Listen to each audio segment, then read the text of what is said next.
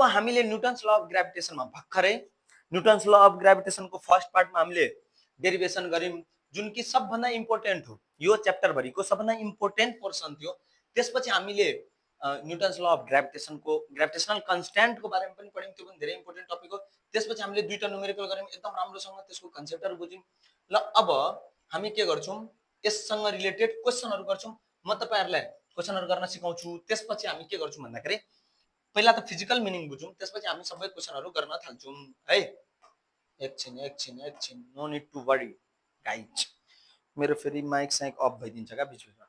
ल अब यता ध्यान दिनु। सपोज दुईटा बडी छ, ठीक छ, एउटाको मास m1 छ, अर्कोको मास m2 छ। यो दुईटाको मास फिक्स छ भने यसको फोर्स केही f हुन्छ, ठीक छ, र यसको डिस्टेन्स सपोज r छ। अब हामीले के गर्यौं, यसको डिस्टेन्स अलिकति बढाउँदै गयौं। दुईटा बडी छ, इमेजिन गर्नुहोस् तपाई र तपाईको एउटा साथी छ, त्यो दुई जना छ, केही न केही फोर्स होला, दुईटाको बीचमा दूरी बढ्दै छ भने फोर्स के हुन्छ, दुईटाको डिस्टेन्स यदि बढ्दै छ भने फोर्स हाम्रो के हुन्छ, त्यहाँ घट्दै जान्छ। सुरुमा फोर्स कति थियो र कति दूरी बढ्दाखेरि कति फोर्स घट्यो, त्यो कुराहरु अब हामी निकाल्छौं। अब त्यसपछि अझै यिनीहरुको दूरी बढायौं हामीले, अझै दूरी बढ्यो भने फोर्स अझै घट्दै जान्छ। जति यिनीहरु जति टाढा जाँदै जान्छ फोर्सको भ्यालु बिचारा घट्दै जान्छ, टाढा गयो फोर्स घट्यो। सिमिलरली दुईटा बडी छ, दुईटा बडीलाई हामीले फिक्स गर्दियौं डिस्टेन्स है, यो दुईटाको डिस्टेन्स सेम छ। अब सेम डिस्टेन्समा अर्को दुईटा बडी ल्यायौं। यदि दुईटाको मास सुरुमा फोर्स f थियो भने मास बढाइदियौं भने फोर्स बढ्छ, मास घटाइदियौं भने फोर्स के हुन्छ, घट्छ। यसको मतलब हाम्रो जुन बडीहरु छ त्यसको फोर्स या फिर ग्रेभिटेशनल फोर्स केमा डिपेन्ड गर्दो रहेछ, दुईटैको मासमा र डिस्टेन्समा। यदि हामीले मासलाई फिक्स राख्दियौं, डिस्टेन्स बढायौं घटायौं, दुईटा बडी फिक्स राख्यौं, डिस्टेन्स बढायौं घटायौं भने पनि फोर्स केही न केही चेन्ज हुन्छ। र मासलाई हामीले फिक्स गर्दियौं है, डिस्टेन्सलाई फिक्स गर्दियौं, मास बढायौं घटायौं भने त्यहाँ पनि फोर्स डिफरेन्स हुन्छ। कहिलेकाहीँ के हुन्छ, डिस्टेन्सलाई पनि बढाइदिए मासलाई पनि घटाइदिए भने चाहिँ के हुन्छ, त्यो सबै अहिले हामी फाइन्ड गर्छौं। दुईटा तीनटा क्वेशन गरिसकेपछि हामीलाई सबै क्वेशनहरु गर्न एकदम सजिलो हुने छ है। अब हामी यसलाई के गर्छौं, सम्पूर्णलाई गरेर डिलिट, ओ सेट कता गयो, सम्पूर्णलाई गरेर हामी डिलिट गर्छौं। अब हाम्रो के छ, when mass of one body set हाम्रो यहाँ छ, when mass of one body is doubled। सुरुमा हाम्रो बडीको मास कति थियो, m1, अर्कोको m2 र दुईटैको बीचको डिस्टेन्स r थियो। मज्जाले बुझ्ने कुरा छ, सुरुमा अलिकति लाग्दै होला है कति धेरै लेखाको, मतलब कति धेरै छोलछाल रहेछ, एकदम सिम्पल छ। फोर्स कति हुन्छ हामीलाई थाहा छ, gm1 m2 by r square, त इनिशियल फेज को फोर्स यति हो है। अब when mass of one body is doubled, अब सेकेन्ड केसमा हाम्रो के छ, एउटा बडीको मास हामीले डबल गर्दियौं। यो मास छ भने फर्स्ट बडीको मासलाई 2m1 बनाइदियौं, सेकेन्ड बडीको मास कति छ, m2 नै छ। रेडियसको कुरै गरेको छैन भनेपछि डिस्टेन्स सुरुमा जति थियो त्यति नै छ, खाली मासलाई हामीले डबल गर्यौं भने अब जुन नयाँ फोर्स हुनेवाला छ त्यो फोर्सलाई हामीले f डैश ले डिनोट गर्छौं। नयाँ फोर्सलाई हामीले कि त f1 ले डिनोट गर्नुस् या त न्यू फोर्सलाई f डैश ले डिनोट गर्छौं भने f डैश इक्वल टु कति हुन्छ, g m1 को ठाउँमा 2m1 m2 by r square हुन्छ। अब हामीले 2 लाई बाहिर निकाल्यौं भने 2 g m1 m2 by r square हुन्छ। र एउटा कुरा मलाई भन्नुस् त, यो इक्वेसन सपोज यसलाई मैले सुरुमा 1 मानेको थिए भने यहाँ के हुन्छ, 2f f dash equal to 2f है फ्रम 1। यहाँबाट हामीले के बुझ्यौं, कुनै दुईटा बडी छ, एउटाको मास डबल गरिदियो भने त्यो फोर्स के हुन्छ, फोर्स पनि डबल हुन्छ। Therefore force becomes 2 times of original force. सुरुको फोर्स 10 थियो भने अहिले f डैश कति भयो, 20 भयो, किनभने 10 * 2 20 भयो। फोर्स यस्तो लेख्ने हो क्या यसलाई, f equal to 2f dash बन्यो, sorry f dash equal to 2f बन्यो। त f डैश भनेको अहिलेको फोर्स, f भनेको इनिशियल फोर्स। अब फोर्स या फेरि यस्तो भनौं न्यू फोर्स, अनि यसलाई चाहिँ हामी भन्छौं इज इक्वल्स 2 टाइम्स, अनि बिचलाई हामी के भन्छौं, अफ फोर्स या फिर initial force, new force F dash, new force is equals to 2 times दुईले मल्टिप्लाई गर्छु 2 टाइम्स अफ दुईटाको बीचमा मल्टिप्लाई छ भने यसलाई हामी के भन्छौँ 2 times of initial force, force is equal to 2 times of initial force भनेर चाहिँ हामी सिम्पली यसलाई लेख्छौँ है। ठीक छ।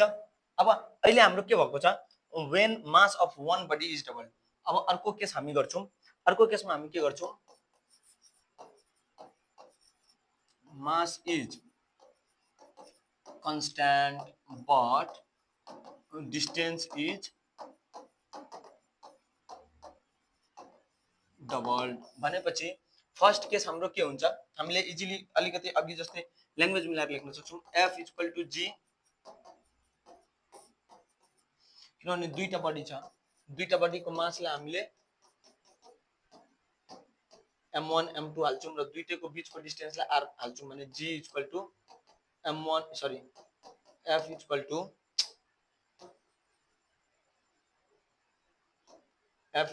g m1 m2 by r square हुन्छ। अब के छ डिस्टेन्स इज डबल्ड, अब सेम बडी छ है, सेम बडी छ, डिस्टेन्सलाई हामीले r को ठाउँमा के गर्यौं 2r गरिदिएको छौं, यो m1 छ यो m2 छ भने डिस्टेन्स इज डबल भनेपछि सेकेन्ड केस हाम्रो के हुन्छ f equal to g m1 को ठाउँमा m1 नै हुन्छ, m2 को ठाउँमा m2 नै हुन्छ, r को ठाउँमा चाहिँ 2r को स्क्वायर, फेरि जान्ने भएर 2r स्क्वायर लेख्ने, डिस्टेन्सलाई नै 2r बनाइदियो, पहिला r थियो त अहिले r डैश कति हुन्छ r डैश भनेको यो f डैश हो, सुरुको फोर्स f हो, सेकेन्ड केसमा यहाँ हामी लेख्छौं when distance is doubled अघि जस्तै सिस्टम लेखेर, अनि यहाँ r को ठाउँमा 2r हुन्छ भने f dash equal to g m1 m2 by 4r square, यसलाई 1/4 कमन लिन्छौं g m1 m2 by r square भनेपछि 1/4 f, f डैश हाम्रो कति हुने भयो 1/4 टाइम्स f, इट मीन्स यसले के भन्दैछ भने force become 1/4 of initial force. ठीक छ। अब अर्को क्वेशन छ, यो प्रोपरली गरिदिन्छु है, when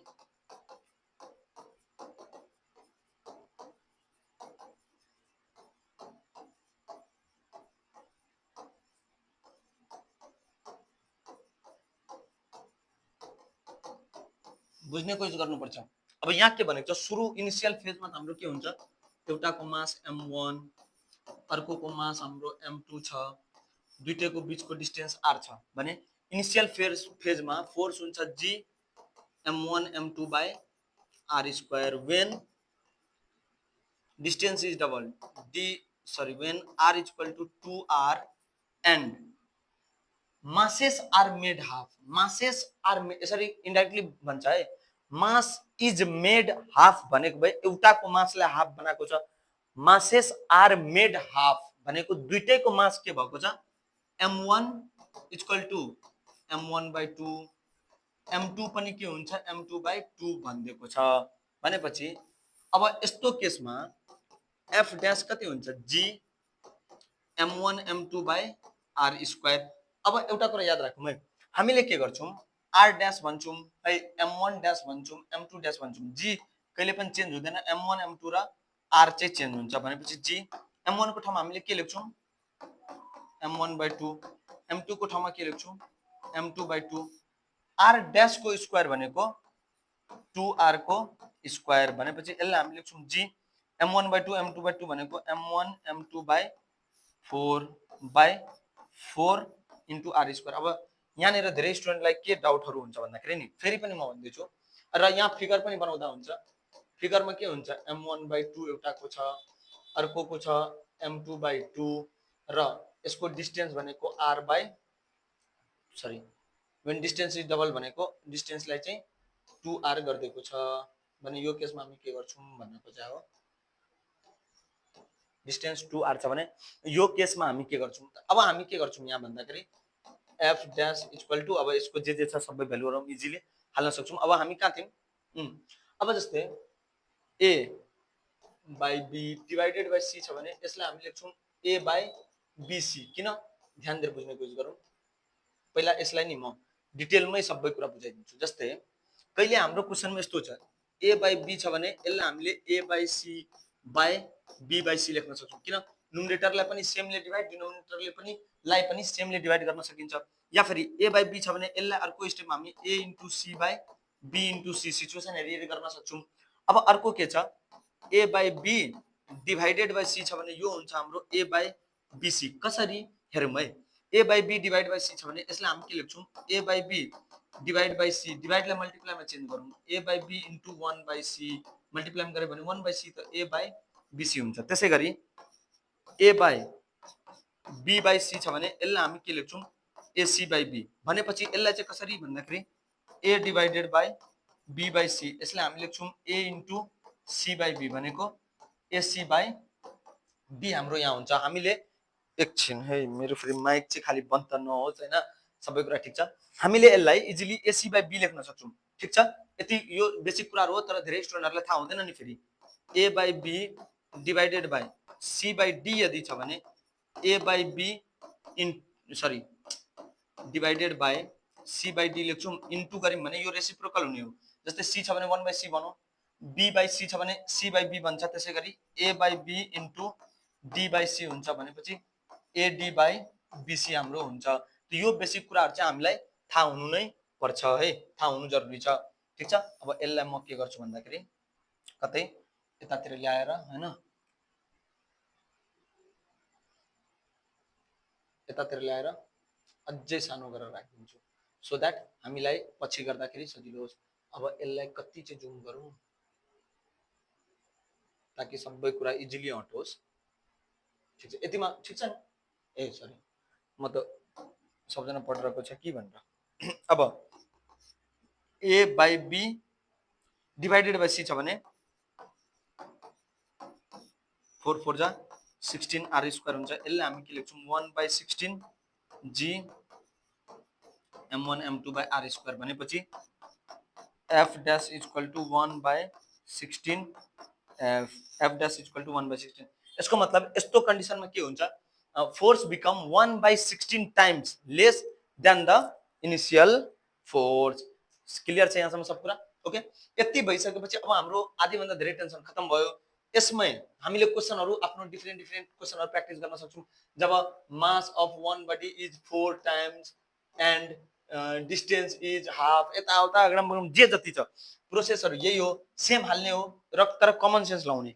यहाँ के भनेको छ, when distance is double and mass are half, मास छ, मासलाई हाफ गरिदियो त फोर्स यतिकै घट्यो, डिस्टेन्सलाई झन् डबल गरिदियो फोर्स डबल घटिहाल्यो। ठिक छ, अब यस्तो भनेको भयो, डिस्टेन्सलाई चाहिँ हाफ गर्ने, मासलाई पनि हाफ, त डिस्टेन्सलाई हाफ गरेको छ भने डिस्टेन्सले के गर्छ, डिस्टेन्सलाई हाफ गरेको छ भने केही फोर्समा चेन्ज हुँदैन, डिस्टेन्सलाई हाफ र मासलाई पनि हाफ गरेको छ भने फोर्समा केही चेन्ज हुँदैन। यो क्वेसन तपाईहरु गर्नुस्, डिस्टेन्सलाई हाफ गर्यौं भने फोर्स बढ्छ, मासलाई हाफ गर्यो भने फोर्स घट्छ, घट्ने बढ्ने मिलाएर उत्तिकै उत्तिकै हुन सक्छ भन्ने खालको हो क्या। सो डिस्टेन्सलाई हाफ एउटा क्वेसन गर्नु, डिस्टेन्सलाई पनि हाफ र दुईटैको मासलाई हाफ के हुन सक्छ है। ठीक छ, 4 4 कट्छ। ठीक छ, यहाँसम्म सबै कुरा क्लियर छ भने अब हामी अर्को एउटा सबभन्दा इजी टपिकतिर जाउँ, या फिर बेसिक टपिक ग्रेभिटी। हामीले सब कुरा अहिले बताउँछु यसको बारेमा पनि। हामीले ग्रेभिटेसन पढ्यौं, ग्रेभिटी भनेको नि यो अर्थ हो। ठीक छ, अर्थले कुनै अब्जेक्टलाई तान्दैछ भने यसलाई भनिन्छ ग्रेभिटी। ग्रेभिटी भनेको अर्थले आफ्नो सेन्टरतिर अब्जेक्टलाई तान्नुलाई ग्रेभिटी भनिन्छ, नाम मात्रै फरक हो। ग्रेभिटेसन के थियो, यो अब्जेक्टले पनि अर्थले आफूतिर तानिराख्छ, अर्थले पनि यसलाई तानिराख्छ, दुईटैले एकअर्कालाई आफूतिर तानिराख्छ, त्यसलाई हामी ग्रेभिटेसन भन्छौं। ग्रेभिटी चाहिँ अर्थको लागि स्पेशल नेम मात्रै भनेको, किनभने हामी अर्थमा बस्छौं नि त, त्यसैले अलिकति अर्थलाई खुसी गर्न special name for earth gravitation. ठीक छ है, यो चाहिँ ग्रेभिटी भनेको अर्थको ग्रेभिटेसनको स्पेशल नेम हो। अब हामीले डिफरेन्स बिट्विन ग्रेभिटी ग्रेभिटेसन, अब एक्सेलरेसन ड्यू टु ग्रेभिटीको बारेमा हामी पछि पढ्छौं। अब ग्रेभिटी एन्ड ग्रेभिटी भने के हो, gravity is the earth gravitation pull on a body lying near to surface of earth. अर्थको सर्फेसको नजिकमा जो छ त्यसलाई तान्छ, त्यसलाई ग्रेभिटी भन्छ। ग्रेभिटेसन भनेको force between two body, force of gravity on a body m is f equal to, जस्तै फोर्स अर्थले कुन फोर्सले त्यसलाई तानिराख्छ, जति त्यसको वेट छ भनेको mg, जुन फोर्स तान्दैछ त्यसलाई भन्छौं mg, र उतातिर g भनेको एक्सेलरेसन ड्यू टु ग्रेभिटी, अहिले सब डिटेलमा पढ्छौं। अनि यो ग्रेभिटेसन भनेको हामीलाई थाहा नै छ ग्रेभिटेसन भनेको gmm/r² यसको फर्मुला अनि direction of force is along earth अनि direction of gravitational force is दुईटै बडीतिर है force of gravity 0 at centre of earth to body अर्थको सेन्टरमा ग्रेभिटी 0 हुन्छ यसले ग्रेभिटी अर्थको सेन्टरमा 0 हुन्छ किनभने अर्थको सेन्टरमा पुगेपछि अर्थले तान्दैन त्यसलाई अनि अर्को जुन हाम्रो छ ग्रेभिटेसन दुईटै बडीको बीचको डिस्टेन्स यदि 0 छ भने मात्रै ग्रेभिटेसन 0 हुने हो है सरी 0 भन्छु दुईटै बडीको बीचको सेपरेसन इन्फिनिटी छ धेरै टाढा छ भने चाहिँ 0 हुन्छ अब एउटा बेसिक कन्सेप्ट है इन्फिनिटी भनेको 1/0 1/इन्फिनिटी भनेको चाहिँ 0 हो ठीक छ एकदम मजाले हेर्ने हो यहाँ हेरौँ force equal to gm1 m2/r² हुन्छ यदि दुईटाको बीचको डिस्टेन्स धेरै टाढा छ भने त्यसलाई हामीले इन्फिनिटी भन्छौँ इन्फिनिटी भनेको यति टाढा कि त्यसको बारेमा थाहा नै छैन इन्फिनिटीको स्क्वायर पनि इन्फिनिटी हुन्छ gm1 m2/इन्फिनिटी अब इन्फिनिटी 1/इन्फिनिटी भनेको 1/इन्फिनिटी इन्टु gm1 m2 हो 1/इन्फिनिटी भनेको 0 हो किनभने इन्फिनिटी भनेको 1/0 1/1/0 भनेपछि यो पनि 0 नै हुन्छ त्यसैले 1/इन्फिनिटी जस्तै 1/इन्फिनिटी भनेको 1/इन्फिनिटी भनेको 1/0 भनेपछि 0 सम्बन्ध माथि जान्छ 0/1 भनेको 0 नै हो सो यति नै थियो है कन्सेप्टहरु ल अब हामीलाई अर्को कन्सेप्ट आको छ acceleration due to gravity acceleration due to ग्राभिटीमा धेरै कुरा हामीले पढ्नु पर्ने हुन्छ सो अर्को पार्टमा हामी पढ्छौं त्यसपछि derivation of acceleration due to gravity अनि त्यसपछि त्यसको क्वेशनहरु न्यूमेरिकलहरु यताउता आग्रह कति धेरै क्वेशनहरु छ के छ सबै कुरा हामी पढ्छौं नै आजको यो पार्टमा यति नै धेरै नै नगरौं एउटै पार्टमा है ठीक छ अर्को पार्टमा चाहिँ हामीले अलिकति लेन्दी भिडियो बन्छ एक्सेलरेसन ड्यू टु ग्राभिटी को हामीले के गर्छौं डेरिभेसन सम्म गर्छौं या फिर एक्सेलरेसन ड्यू टु ग्राभिटी को हामी ए टु जेड कुराहरु पनि गरि नै हाल्छौं न्यूमेरिकल सबै अनि त्यसपछि मास वेटहरु कन्सेप्ट धेरै कन्सेप्चुअल क्वेशनहरु पनि छ कन्सेप्चुअल क्वेशनहरु पनि हामी गर्छौं है अहिले चाहिँ यति नै अहिलेसम्म हामीले पढेकोबाट सबभन्दा धेरै सोधिने भनेको त्यही gravitational force Newton's law of gravitation अनि त्यसपछि न्यूमेरिकल धेरै इम्पोर्टेन्ट छ अनि त्यसपछि variation of G due to mass अनि यताउताबाट है ल यति नै हो अहिलेको भिडियो सबजनालाई धन्यवाद तपाईहरुलाई राम्रो लागिरहेको छ भने साथीहरुलाई शेयर गर्नुस् ओके टेक केयर